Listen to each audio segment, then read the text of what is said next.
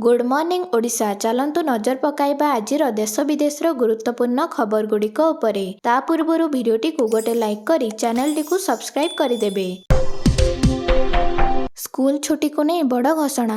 जून 24 तारिख जाए बंद रहिबो समस्त स्कूल। राज्य में व्यापीची डायरिया। एथिरे अनेक लोकंक प्राणहानि मध्य घटिची। एहाकु दृष्टि रखी 24 तारिख जाए स्कूल छुट्टी करा जायछि। संक्रमण पूरा कमिबा पर्यंत कटकणा जारी करा जायछि। डायरिया ने गणशिक्षा मंत्री बड़ बयान जारी करथिले। तीन जिलार स्थिति देखि स्कूल बंद निष्पत्ति नेबे जिलापाल बोली से कहिथिले।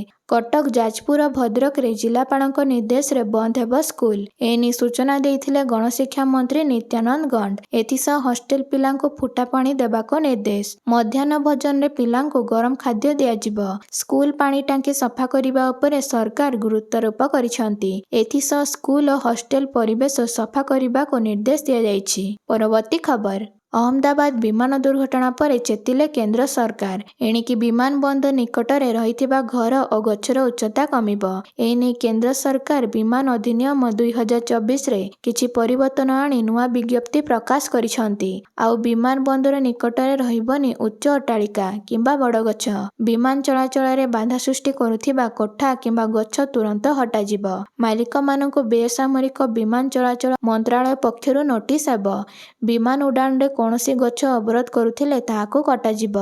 नोटिस पाइबार 60 दिन मध्यरे सेगुड़िक भांगिबा किंबा उच्चता कमाइबाको पड़िबो। व्यवस्था अनुसार घर मालिक क्षतिपूरण आवेदन करि पारिबे। संपृक्त मालिकंकु क्षतिपूरण मध्य प्रदान कराजिबो। मालिक माने नियम न मानिले एरोड्रम अधिकारी जिलापालंको अवगत कराइबे। जिलापालंक हस्तक्षेप परे घर किंबा गछर उच्चता कम कराजिबो। परवर्ती खबर। पुरी बेलाभूमि मार्ग और सिटी रोड को पार्किंग मुक्त अंचल घोषणा करा जायछि। दीर्घ दिन धरी एही अंचल रे पार्किंग करी जबरदखल करा जाउथिला। फଳରେ ट्राफिक जाम परिस्थिति सृष्टि होउथिला। तेबे पुरी एसपी विनीत अग्रवाल को निर्देश क्रमे संपृक्त अंचल को पुलिस पक्षरु जबरदखल मुक्त करा जायछि। सिटी रोड और बेलाभूमि मार्ग उपरे जो माने अनधिकृत भावे गाड़ी रखिबे सेमानक उपरे अर्थदंड लागू हेबो। एही अंचल को सर्वदा यातायात पई संपूर्ण मुक्त रखिबाकू स्थिर करा जायछि। सेहीपरि अर्बान हाट निकटरे टूरिस्ट बस पार्किंग को संपूर्ण निषेध करा जायछि। सेहीपरि ऑटो चालकंक पई मध्य कटकणा लागू करा जायछि। सिटी रोड बेलाभूमि मार्ग रे प्राय 4000 ऑटो चलाचल करिथाय। सेमाने एबे सिटी रोड बेलाभूमि मार्ग रे गाड़ी पार्किंग न करिबाकू परामर्श दिया जायछि। परवर्ती खबर।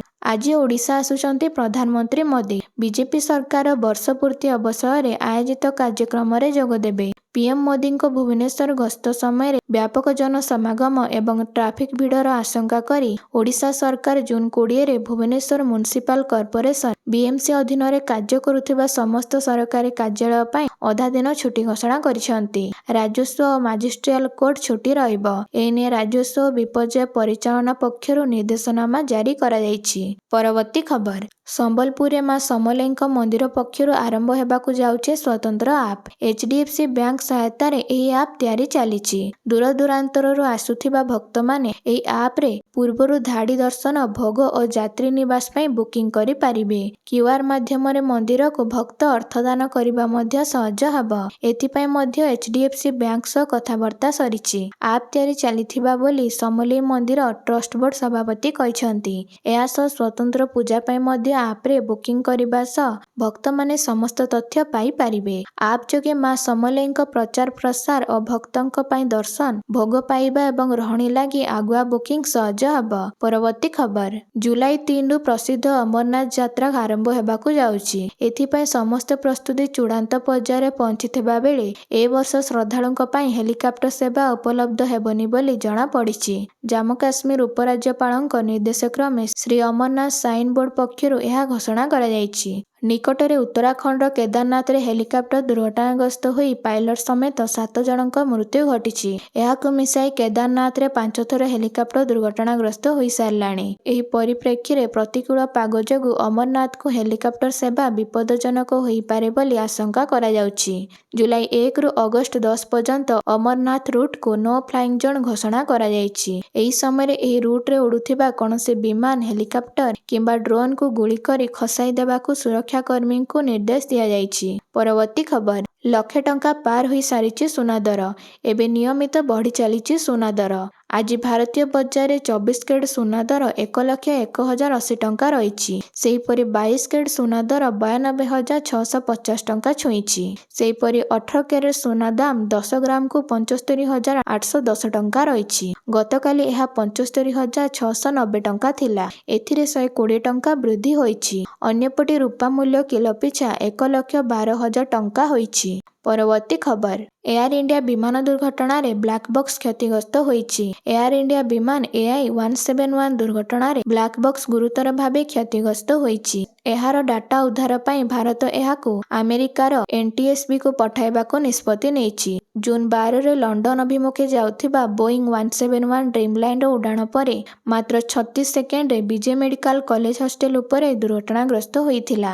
ବ୍ଲାକ୍ ବକ୍ସରେ ଫ୍ଲାଇଟ୍ ଡାଟା ରେକର୍ଡର FDR ଓ କକପିଟ୍ ଭଏସ ରେକର୍ଡର CVR ରହିଛି, ଯାହା ଉଚ୍ଚତା, ଗତି ଓ ପାଇଲଟଙ୍କ କଥାବାର୍ତ୍ତା ଆଦି ରେକର୍ଡ କରେ। ଦୁର୍ଘଟଣାରେ ଏହା ବ୍ୟାପକ କ୍ଷତିଗ୍ରସ୍ତ ହୋଇଥିବାରୁ ଭାରତରେ ଡାଟା ଉଦ୍ଧାର ସମ୍ଭବ ହୋଇନି। NTSBର ୱାଶିଂଟନ ଲାବୋରେଟୋରୀରେ ମେମୋରି ଚିପ୍ ଓ ଇଲେକ୍ଟ୍ରୋନିକ୍ ସର୍କିଟ ପରୀକ୍ଷା କରାଯିବ।